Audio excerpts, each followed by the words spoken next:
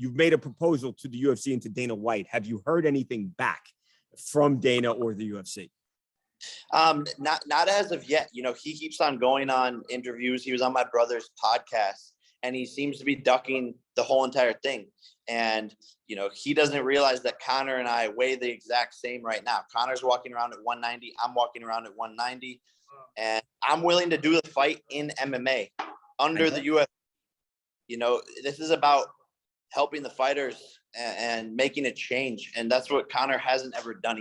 He's always been selfish. You know, the fighter pay needs to increase. And so I've said that, you know, if I win, then then Dana has to increase the minimum fighter pay. If I lose, then, you know, they could take all the money and whatever, and so be it. But I know I can beat Conor, and people think, oh, this kid's crazy. And yeah, I am. Like, no shit. That's why I've gotten this far. It's because I'm crazy and I believe in myself.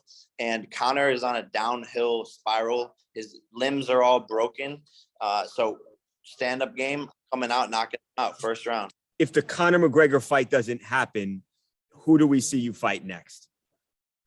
Man, there's a long list. You know, we're in talks with a couple different people, toying around with the idea of going into MMA for the next fight.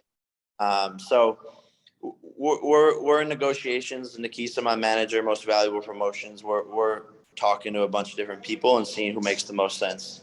Is it possible you could fight in like a pretty big promotion like Bellator or PFL, one of those, Jake? Or might you do something standalone? And you obviously don't necessarily need those guys to promote a fight. You're the best promoter out there right now. But no, you're definitely on the right track. We're definitely talking to both those entities and other MMA entities as well to see where it makes the most sense, and working on some pretty exciting things there.